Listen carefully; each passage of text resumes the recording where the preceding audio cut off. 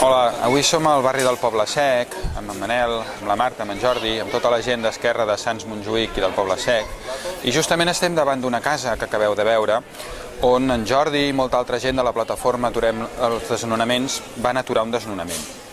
I volíem parlar d'això, perquè 70.000 famílies a Catalunya els han fet fora de casa seva.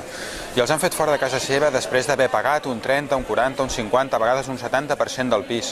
I moltes vegades perquè el pis es quedi buit i moltes vegades perquè si l'ocupa algú, amb aquest algú no li passi res, no?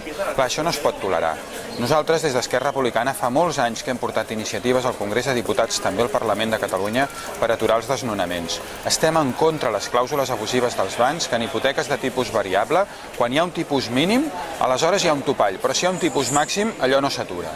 Aquesta situació no es pot permetre més.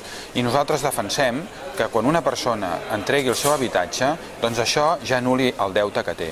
Nosaltres defensem que la quantitat de pisos buits que tenen avui els bancs, que els vendran a preu de saldo a inversors americans, es puguin ser entregats per fer vivenda social o puguin ser venuts a les persones que viuen aquí abans de regalar-ho a un inversor que només ho vol per especular.